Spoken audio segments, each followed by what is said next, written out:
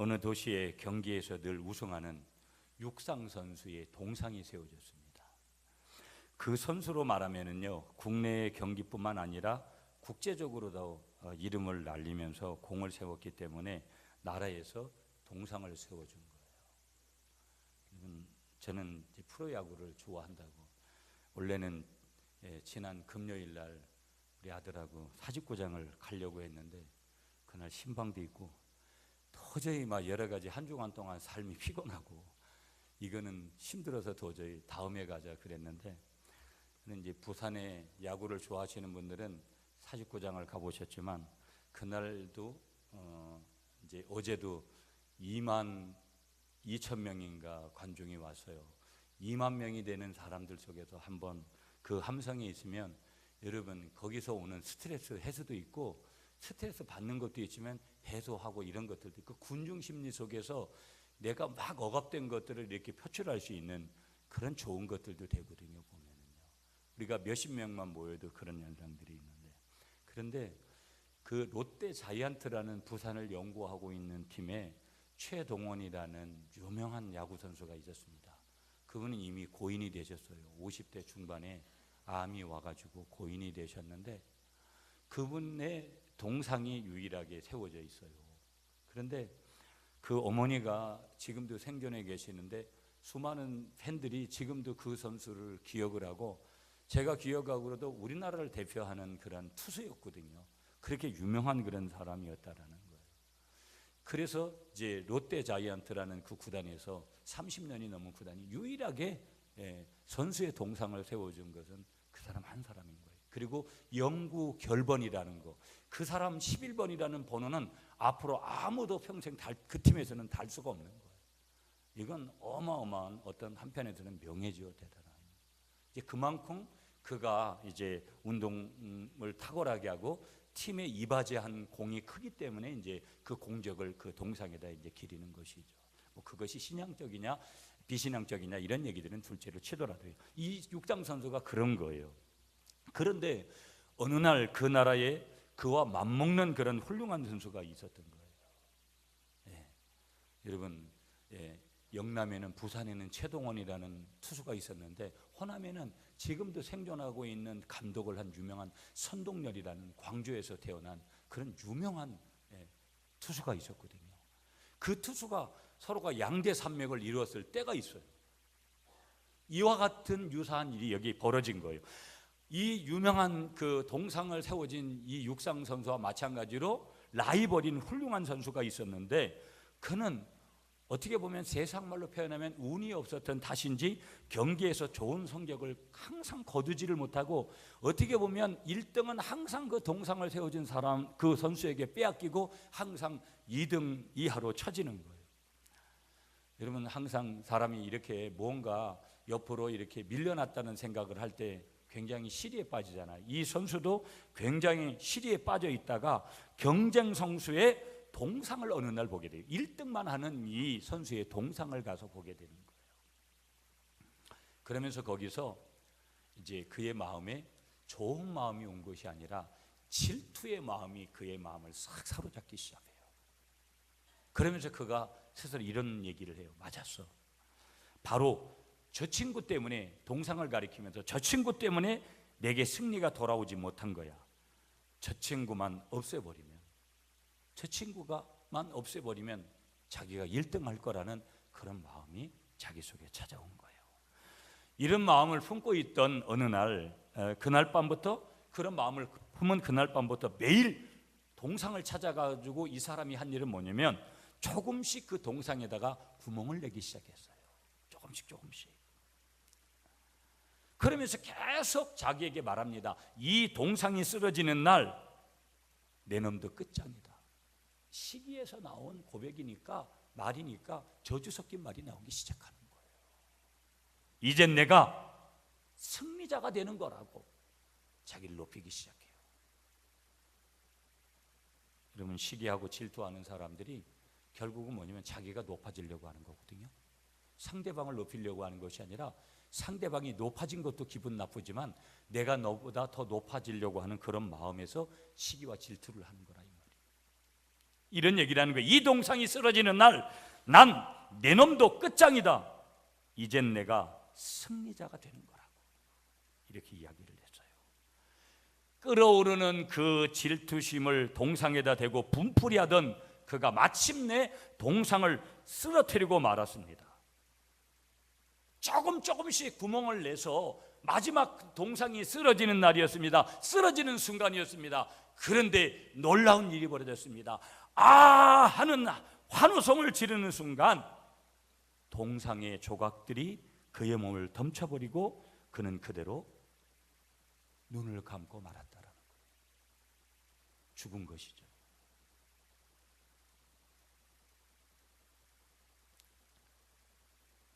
여러분 보세요. 부정적인 접근이지만 이 질투의 결과는 오로지 자기 파멸뿐이라는 것을 저와 여러분들에게 가르쳐 주는 거예요. 아멘이십니까? 쫄으셨어요? 너무 기분 나쁜 소리를 해서? 굉장히 중요한 얘기예요. 왜? 나하고는 아무 상관없는 것 같죠? 여러분 보니까 지금 보니까 질투의 화신들이 여러분의 마음에서 이글이글 거리고 있다고요. 저에게도 마찬가지고요. 질투의 결과는 오로지 뭐라고요? 자기 파멸뿐이라는 거예요. 옆에 계신 분하고 인사하겠습니다. 질투하지 맙시다. 그래도 안 될 거려. 누군가에게 여러분 질투를 느껴본 적이 있습니까? 여러분 목사님들하고 만나면 질투가 나오는 목사님들이 참 많아요. 나보다 잘생긴 사람은 별로 많이 못 봤는데 나보다 조금 이렇게 탁월한 실력을 가지고 있는 사람들이 꽤 보여요. 네. 대단하다 저 목사님. 질투심이 사고는 거예요. 여러분이 그럴 때 있잖아요. 외모를 포함한 것은 당연한 거고. 여러분 그런데 질투는 남자가 많이 할까요? 여자가 많이 할까요? 무르나 많아져. 여자가 많이 하죠. 무슨 남자가 많이 해요? 여자들이 많이 하는 거예요. 질투라는 것은. 그런데 보세요. 그러면 남자들은 질투를 합니까? 안 합니까? 당연히 하죠. 당연히 하죠. 제가 말씀드렸잖아요. 저도 질투를 한다고. 근데 여자들은요, 중요한 것을 가지고 질투를 하지 않고 여자들은 사소한 것을 가지고 질투를 합니다. 목사님, 나는 안 그런데요. 뭐 그러면 다행이지만 대부분 그렇다라는 거예요. 아니, 교회에 왔는데 내가 오늘 옷을 한 벌 쫙 이렇게 입고 왔는데 옆에 가만히 집사님을 보니까 나보다 더 유명 메이커에 나보다 조금은 돈을 더 썼을 그런 옷을 딱 입고 온 거예요. 그러면 네가 나보다 더 이쁜 옷을 입고 있다니 이럴 수가 하면서 좌절감이 몰려오면서 질투심이 확 나오는 거예요. 거기에서. 이게 사실입니다, 여러분. 남에게 질투를 유발시키려면 매일 새 옷 사 입고 오세요. 정말 실제적인 거죠. 저거 무슨 메이커인데? 저거도 비싼 건데? 남을 높이지 않습니다, 절대. 심리가 그렇다라는 거예요, 인간이요. 남자들은 그런 것에 질투를 느끼지 않습니다, 여러분. 저도 여러분 교인들이 뭐 어떤 옷을 입고 왔냐, 목사인 저에게는 관심을 보이고, 그래도 제가 그래서 어떤 때는 그냥 이야기하는 거예요. 이번 주간에도 제가 새 양복을 2벌 입었어요. 주일날 지난 주간에 입었던 것은 일산에 가서 3만 원 주고 사온 거고, 이번 주간에 입었던 제가 오늘 입고 온 이 양복, 오후에 보시면 알지만 그 양복은 5만 원 주고 산 거예요. 지난 주간에. 제가 보시고 좋으면 제가 소개할 테니까 단체로, 우리 차도 새 거 샀는데 단체로 우리 한번 장로님들하고 한번 가세요. 일산까지. 정말 괜찮다니까요. 그래서 저는 오살리 기도원 갔다 오다가 3만 원짜리 1개, 5만 원짜리 2개, 그래서 3벌을 제가 춘추복으로 3벌을 사와서 봄은 그거를 다 나게끔 돼 있어요. 여름까지 갈 때까지는. 뭐하다 여기까지 왔는지 모르겠는데, 그래서 남자들은 그런 것에 질투를 느끼지 않아요. 큰 것들에. 좀 더 큰 일에 남자들은 질투를 느껴요. 여자들의 질투는 뭐로 끝나요? 앙탈로 끝나요. 앙탈. 죄송합니다. 목사님 오늘 뭐 별로 그렇게 말씀이 은혜가 떨어진다고 그럴 수 있는데, 여자들의 질투는 뭐로 끝난다고요? 대부분 앙탈로 끝나요. 왜? 사소한 거고 가지고 그러니까. 목숨 걸어야 될 거 가지고 질투를 하니까. 목숨 걸지 않아야 될 거 가지고. 그러면 남자들의 질투가 심해지면 어떻게 되냐면, 대개는 남자들은 칼부림으로 끝나요. 무서운 표현이지만. 그래서 남자들의 질투가 더 무서운 거예요.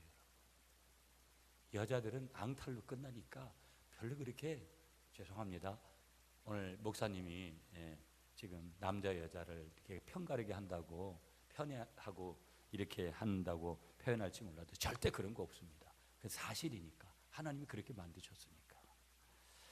사람들은 언제 시기나 질투를 하는가? 이 질문을 우리가 해봐야 되거든요. 나와 비슷한 사람이 나보다 잘 될 때 시기하고 질투해요.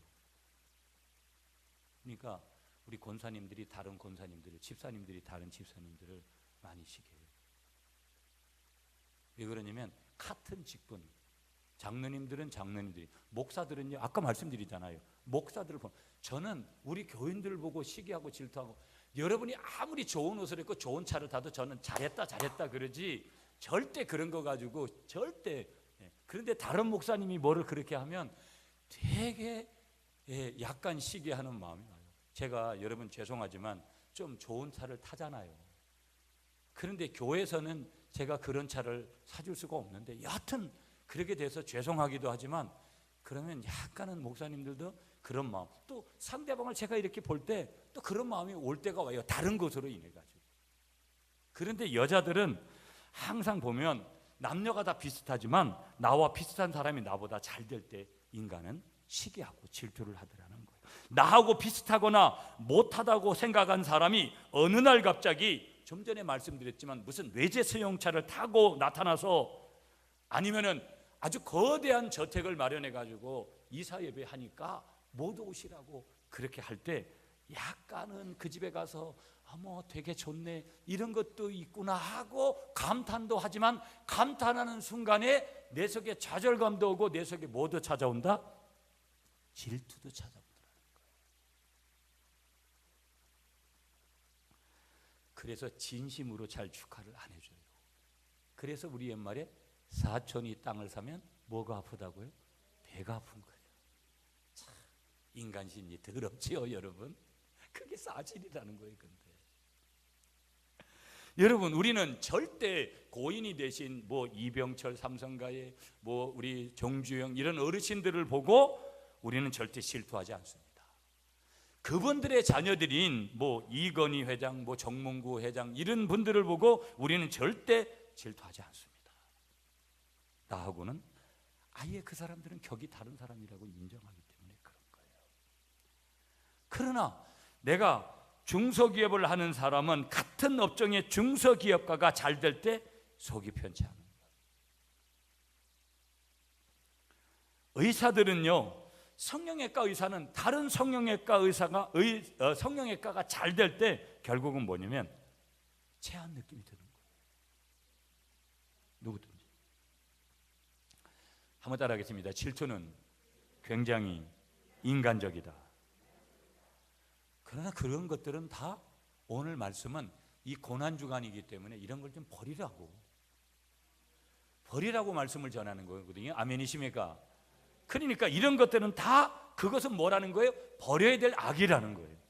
여러분, 오늘 우리가 버려야 될 단어들이 우리 인생에서 참 많이 있어요. 인생의 잡동사니 같은 단어들이 우리에게 참 많이 있거든요. 그런 단어들 좀 여러분에게 나열해서 말씀드리면, 중독, 이기심, 염려, 편견, 탐욕, 게으름, 나태, 안주, 침체, 우울, 비난, 불평, 원망, 조급, 교만, 외식, 위선, 다툼, 갈등, 포기, 방탕, 이런 것들은 다 우리 인생의 잡동사니들이에요.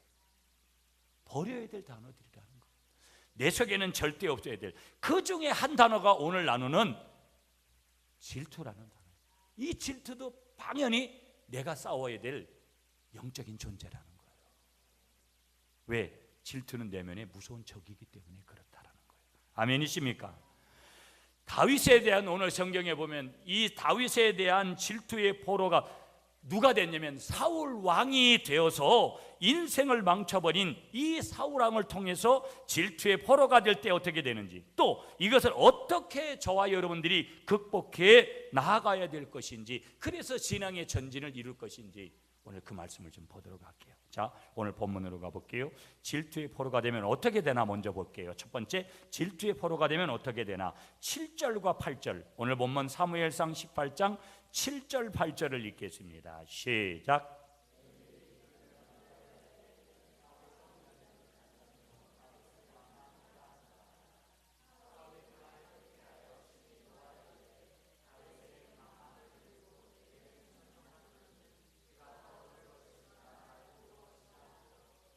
아멘. 한번 따라하겠습니다. 질투의 포로가 되면 내가 할 일을 감당하지 못하게 된다. 여러분 보세요.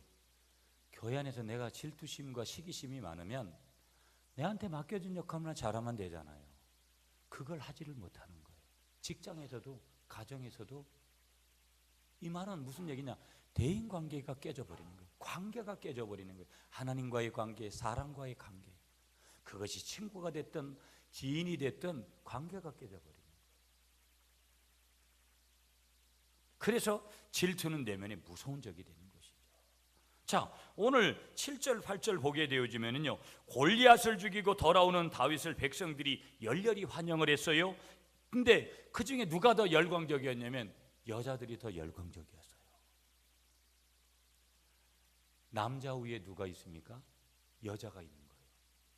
점점 나이가 들어가면 들어갈 수 있도록 이게 이치적으로 남자 위에 반드시 여자가 군림합니다. 군림이라는 단어를 썼다고 해가지고 또 군림할 수 있어요, 여러분. 우리 집 사람도 가끔은 기분 나쁘면 그런 얘기를 한다고요. 밥도 못 얻어먹으려고 그러냐고요. 근데 왜 저럴까? 기분 되게 아직까지는 저는 살아있거든요. 아직 여기 우리 남자분들은 아직 살아야 되지 않겠습니까? 저는 아직까지는 좀 살아있습니다. 좀 간이 배 밖으로 나오는 소리 한다고요. 그런 얘기를 해도. 그런데 많은 남자들은 나이가 되면 여자분들한테 쥐어잡혀서 삽니다. 그게 하나님이 우리에게 그렇게 만든 이치적인 거예요. 별로 뭐 감이 안 오나 본데 그렇다고 쳐요. 믿거나 안 믿거나. 여자들이 막 열광적으로 다윗에게 그렇게 하니까 사울이 죽인 사람은 뭐라고 얘기하냐면 오늘 여기 천천히고, 그러니까 수천 명밖에 안 된다. 이 말은 뭐냐면 별거 아니다 이렇게 표현한 거예요. 그리고 다윗이 죽인 사람은 만만이다, 수만 명이다, 와 오빠 이런 거예요. 이 외침을 듣고 사울의 안색이 8절에 보니까 완전히 변했다라는 거예요. 거기 7절에 보시면 여러분, 8절에 보시면 불쾌하여, 이 불쾌하여의 히브리어 원어를 보면 부수다라는 뜻을 가지고 있어요. 부수다. 그러니까 공포나 괴로움 속에서 마음이 깨어져서 상한 사울의 마음이 그렇게 된 거예요. 여자들 이 얘기 듣고 질투심이 나가지고. 이 말은 무슨 뜻이냐면 사울이 다윗에게 가지고 있는 마음이 어떤 마음이냐면 공포와 극도의 경계심을 가지고 있더라는 거예요. 그러니까 상대방 다윗을 공포스럽게 생각을 하고 저 사람에 대해서 경계심이 생겨버린 거예요. 그 출발이 뭐라는 거예요? 오늘 말씀드린 질투 때문에 그런 거예요. 여자들이 자기를 자극하니까 질투심이 생겨서, 우리 장로님 잘한다, 그 중에 A라는 장로님을 향해서, 그러면 B, C, D, E, F는 대단히 기분 나빠한다니까요. 그러니까 너무 지나치게. 어떤 때는 저는 목사는 아직까지 혼자니까 저에게 그렇게 하세요. 막 어떤 권사님을 향해서 우리 권사님 최고다 너무 지나치게 그러면 B, C, D, E, F 권사님들이 약간 거기서 질투가 확 올라온다고요. 여러분, 제가 어떤 교인들이 이렇게 막 칭찬하잖아요. 그러면 교인들이 동시다발적으로 시기가 막 올라와서 그런 것들을 많이 봐요. 이게 내가 특별해서가 아니라 사람이 그렇다라는 거예요. 살아가다 보면. 자, 8절에 보면 심히 불쾌하고 분노했다. 9절에 보시면 그때부터 어떤 일을 했냐면 다윗을 주목했다. 그러니까 여러분, 문제가 뭐냐면 여기 오늘 우리들 속에 이런 질투가 오게 되어지면 오늘 사울에게도 어떤 일이 벌어졌냐면 하나님을 주목하고 백성들을 바라보고 항상 자기를 성찰하고 그래야 될 그 사람이 그때부터는 뭘 했냐면 다윗을 주목했다라는 것은 정욕적이고 인간적인 것에 관심을 가졌다라는 거예요. 그때 이미 하나님 앞에 버림받은 거예요. 사울은. 신앙은요, 절대적인 지조가 있어야 돼요. 하나님은 서울대 출신, 스카이 출신, 서울대, 고려대, 연세대 출신만 골라서 쓰는 게 아니라고요. 제가 말씀드렸잖아요. 저보다 훨씬 못생기고 저보다 훨씬 그런 분들이 목회를 잘하거든요. 그러면 잘생긴 저를 하나님이 더 많이 쓰셔야 되는데 그런 게 아니라니까요.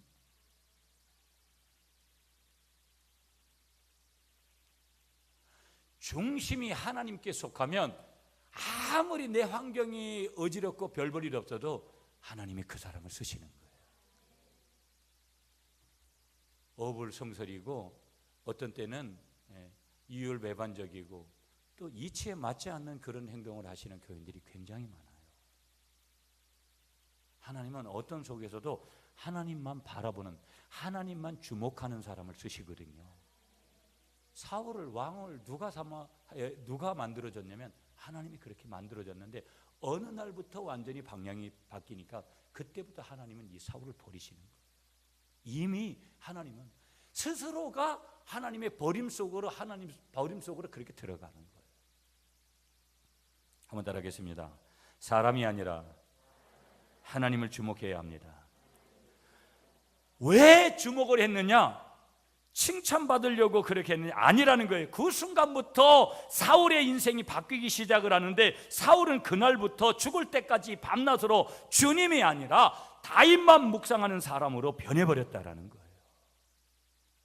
여러분, 교회도요, 중직자들이 여기서부터 불순종이 나오는 거거든요. 하나님 바라보고 힘들어도 쭉 가면 견뎌내요.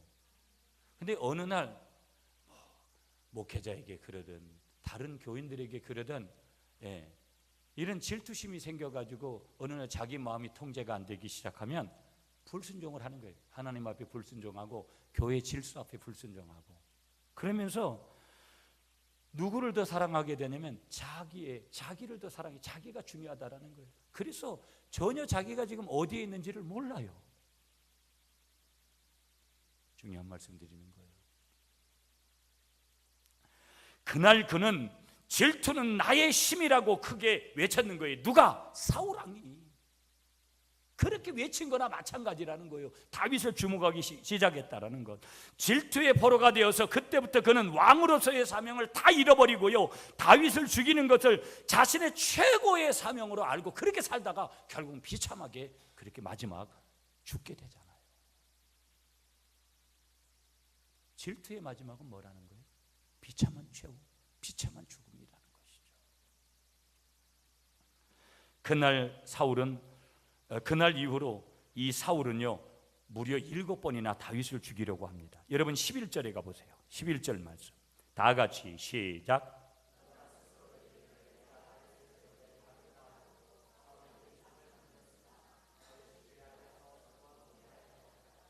아멘. 창으로 던졌는데 2번. 이거 말고도 그 외에도 6번을 그렇게 시도를 해요. 어떤 때는 적군과 싸우다가 다윗이 근처에 있다는 소식을 듣고 다윗을 잡으려고 군대를 갖다가 돌려가지고 다윗을 잡아오라고 한 적도 있어요. 사울 왕이. 한번 따라하겠습니다. 내가 질투의 포로가 되면 나는 질투하는 그 사람의 포로가 된다. 매일 집에 가서도 매일 뭘 하면서도 그 사람만 생각하게 되는 거예요. 놀라운 일이죠. 놀라운 일이에요. 그러면서 사물을 정확하게 바라보지 못하고 판단력이 흐려지더라는 거예요. 그러면서 결국은 나에게 맡겨진 사명은 도중에서 끝나버리고 사명도 아닌 것들을 붙들고 그가 엉뚱한 짓을 하면서 사는 거예요. 가정을 이롭게 하지도 않고 사회생활을 이롭게 하지도 않고 내 신앙생활을 이롭게 하지도 못하는 그런. 그러므로 오늘 이 메시지를 통해서 나는 어떤가를 물어야 돼요. 나는 어떠냐 이 말이에요. 사울왕만 그렇겠어요? 목사인 저에게도, 중직자이긴 여러분들에게도, 모든 교우들에게도, 어제 예수 믿은 여러분들에게도 마찬가지고, 아직 연세가 젊은 분들도, 연세가 많은 분들에게도 바로 그런 일들이 일어나는데, 우리는 이런 질문을 해봐야 돼요. 영적으로 주님께 더 쓰임받는 사람 때문에 질투의 포로가 되어 있는가? 교회 안에서 정말 하나님 앞에 헌금 많이 하고 때로는 몸을 들이고 시간을 들여서 열심히 하는 그 사람들을 향해서 우리가 질투의 포로가 되어 있는가? 나보다 더 인정받는 사람 때문에 엄청 불쾌해 있지는 않는가? 나보다 항상 한 발 앞서 나가는 어떤 사람 때문에 붕괴하지는 않는가? 이런 사람은 모두 질투의 포로가 되어 있는 사람이라는 거예요. 질투의 포로가 되어지면 나에게 맡겨진 일을 제대로 감당하지 못하더라는 거예요. 여러분, 교회는 연합이거든요. 아멘이시죠? 누가 조금 더 헌금을 할 수도 있고, 누가 조금 더 헌신할 수도 있고, 덜 할 수도 있어요. 어떤 사람은 세상에서 말하듯이 1등이고 어떤 사람은 3등이고 이런 게 없어요. 교회 안에는. 옆에 계신 분하고 이렇게 인사하겠습니다. 모두 다 1등입니다. 아멘이시죠?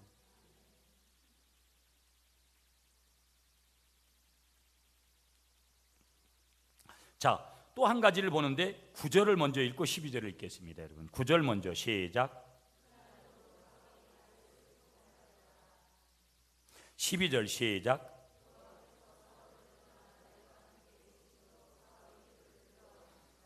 자, 질투의 포로가 되면 어떻게 되냐? 질투는 결국 나를 파멸로 이끌더라는 거예요. 한번 따라하겠습니다. 질투는 마지막에 나를 파멸로 이끈다.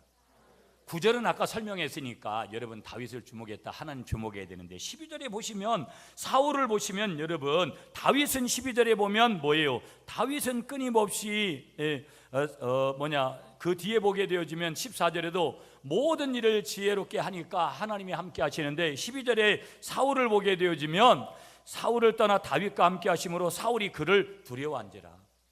그가 누구겠어요? 다윗이죠. 그렇게 해서 결국은 사람 두려워하니까, 여러분, 사람은 절대 두려워할 필요 없어요. 그 사람이 화려하게 좋은 차를 타고 좋은 집에 살고 돈이 많고 학벌이 좋고 명예가 있고, 그게 어떤데요? 제가 그냥 우스갯소리로 제가 잘생겼니 목사님들하고 그런 얘기를 드리지만, 아무리 여러분 전국에 다녀서 설교를 잘하는 분들이 있고 뭐가 있어도 저는 항상 그렇게 하거든요. 그래도 내가 너보다는 좀 나아. 이런 얘기들을 항상 여러분 한다고요. 제가 그거는 교만해서가 아니라 제가 자신감을 항상 저 자신에게 주는 거예요. 그래서 또 외모적인 가지고도 항상 내가 전국을 다녀봐도 저보다 잘생긴 사람은 별로 보지를 못했다, 이런 말을 하는 이유들이 다 뭐냐면, 무시하려고 하는 것이 아니라 뭐예요? 하나님이 나를 그렇게 존귀히 여긴다. 어디 가서 어떻게 보면 아직까지 명함을 그렇게 내밀 수 있는 그런 거 아닌 것도 있어요. 여러분, 저희 교회 정도가 여러분이 그럴 때 있잖아요. 그럴 때일수록 여러분이 소심해지고 여러분이 그런 강한 피해의식을 가지면 곤란하다라는 거예요. 그러면 누가 되는 거예요? 사울형이 되는 거예요. 사울형. 우리는 다윗형이 되어야 될 줄 믿습니다. 그러니까 오늘 질투의 포로가 되니까 질투는 결국 나를 파멸로 이끌더라. 사울은 그는 상당한 자질을 갖고 있습니다. 그런 사람이었습니다. 외적인 조건도 다른 사람보다 월등했습니다. 처음 왕으로 지명되었을 때는 말도 특별히 잘했고 특별히 모든 것이 탁월했던 그런 사람이었습니다. 하나님의 신에 감동되어져서 선지자들과 함께 하기도 했습니다. 그러던 그가 질투의 포로가 되어서 귀한 인생을 엉뚱한 데다가 허비해버리고 말았습니다. 12절, 13절, 14절, 15절, 16절을 계속해서 보게 되어지면 사울이 질투에 미쳐 날뛸수록 다윗은 더 잘 되어 가더라는 것을 우리에게 보여주는 줄 믿으시는 여러분이 되시기를 축복합니다. 그래서 이 사울의 결국은 길보아산 전투에서 그 아들 요나단과 함께 비극적인 최후를 맞고 마는 거예요. 어느 누구든 질투의 포로가 되면 다 그렇게 되더라는 거예요. 다 그렇게 되더라. 한번 따라하겠습니다. 질투심은 나를 파괴하는 암과 같습니다. 서리 없이 우리를 죽어가게 만들 수 있다라는 거예요. 자, 그러면 이제 말씀 하나를 이제 결론을 짓겠는데, 그러면 질투에서 어떻게 우리가 이 질투를 어떻게 대처해 나갈 거냐? 여러분 복음을 받아야 되겠죠? 자, 10절 말씀 다 같이 읽겠습니다. 시작.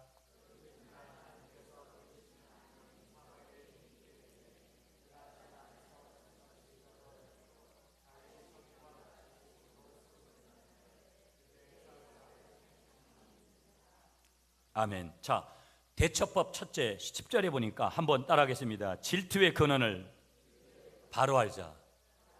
내가 질투심이 막 생겨요, 여러분. 질투심은 생긴다 그랬어요. 질투심이 막 생겨가지고 지금 문제까지 생겼어요. 그러면 이 질투의 근원이 어딨냐? 사울의 질투의 근원은 뭐예요? 악령이에요. 성령의 그런 하나님께서 주시는 질투는 하나님께 온 게 아닌데, 성령의 열매가 아닌데, 질투는 뭐냐? 마귀가 가져다 주는 그런 무서운 질병이더라는 거예요. 아하, 이게 영적인 거구나. 그러니까 뭐예요? 이 질투의 근원을 먼저 알아야 돼요. 누구를 시기하고 질투하는 마음이 일어나기 시작하면 그 원인을 바로 알아야 되는데, 영적인 어둠의 세력들이 그렇게 하는구나. 또 한 가지 14절입니다. 여러분 14절 시작. 다윗이 그의 모든 일을 지혜롭게 행하니라. 여호와께서 그와 함께 계시니라. 한번 크게 따라하겠습니다. 질투를 하나님께 맡겨야 합니다. 여러분, 사울의 이 질투에 대해서 다윗을 어떻게 대처를 했는지를 보게 되어지면, 다윗은 하나님이 세운 권위를 철저히 존중했어요. 그래서 어떻게까지 표현하냐면, 하나님이 기름 부은 종을 내가 어떻게 처리할 수 없다. 다윗이 사울왕을 얼마든지 죽일 수 있었습니다. 근데 왜 안 죽였냐면, 하나님이 기름을 부은 종은 절대 건드릴 수 없다. 이 원칙이 분명했는 거예요. 그래서 어떻게 했다? 하나님 앞에 맡긴 거예요. 그럼 우리가 이런 부분이 생기면, 하나님 내 마음에 이런 마음이 오니까 하나님 해결해 달라고 그렇게 기도할 줄 믿으시는 여러분들이 되시기를 간절히 축복하겠습니다. 또 한 가지, 세 번째, 한번 크게 따라하겠습니다. 다른 사람을 있는 그대로 인정해야 합니다. 참, 우리도 교회 안에 보면 왜 저럴까라고 묻는 분들이 많죠. 여러분들도 그렇잖아요. 제가 볼 때도, 또 여러분이 저를 볼 때도 그렇고, 목사님이 왜 저럴까? 또 제가 누구를 볼 때도, 권사님이, 또 집사님이, 저 교인이 왜 그럴까? 여러분이 여러분을 볼 때도 옆에 계신 분한테 이렇게 인사하세요. 왜 그럴까? 이게 있잖아요. 있다고요, 분명히. 부부지간에도 있는데 왜 그럴까? 한번 따라하겠습니다. 그러려니 해야 돼요. 우리도 일 중심이고 체계적인 사람이거든요. 답답하고 교회를 볼 때 어때? 그럴 때가 있어요. 사람을 볼 때도 그러고. 그러려니 해야 돼요. 이게 하나님의 방법이에요. 무슨 얘기냐면, 그 사람을 있는 그대로 봐야 돼요. 우리가 때로는 권면해야 돼요, 여러분. 충고도 해줘야 돼요. 맞아요. 하지 말라는 거 아니에요. 그렇지만 충고한다고 되고 그런 일들이 되면은 얼마나 좋아요. 안 되는 일이 훨씬 더 많아요. 한번 따라하겠습니다. 옆에 계신 분하고, 안 되는 일이 더 많습니다. 왜 그러냐면, 그건 하나님의 독특한 작품이기 때문에 그런 거예요. 그냥 우리는 상대방을 어떻게 봐야 된다라는 거예요? 그대로 인정한다라는 것은 작품으로 봐야 된다는 거예요. 아멘이시죠? 말씀 정리할게요, 여러분. 이제 결론을 지을게요. 질투는 굉장히 인간적이라고 말씀드렸어요. 그러나 하나님은 우리가 하나님의 성품을 닮는 모습으로 살기를 원하시는 줄 믿습니다. 질투의 포로가 되는 대신 질투는 이기는 그런 성도가 되셔야 될 줄 믿습니다. 질투의 원인이 마귀라는 거예요. 내 마음에 질투가 찾아오면 이거 하나님 주신 거 아니다. 기도하고 하나님 앞에 맡기고 기다리는 것을 배우시고, 남을 우리가 있는 그대로 좀 어느 정도는 받아들여야 돼요. 잘못된 것은 잘못된 거예요. 이치에 바르지 않은 것은 그렇게 얘기해 줘야 되고, 그렇게 또 해야 돼요. 그러나 그 사람을 있는 그대로 봐야 돼요. 하나님의 은혜 가운데 사람이 바뀌어지고 그러면 감사하죠. 그러나 인간이 인간을 바꿀 수는 없는 것이죠. 아멘이시죠? 그러면 우리의 삶은 증오와 질투의 삶이 아니라 우리의 삶은 반드시 사랑과 기쁨의 삶으로 살아가야 될 줄 믿으시면서 오늘 마지막 우리의 제목들을 한번 크게 따라하겠습니다. 질투는 내면의 무서운 적입니다. 이 질투와의 싸움에서 크게 승리하시는 여러분이 되시기를 간절히 축복하겠습니다.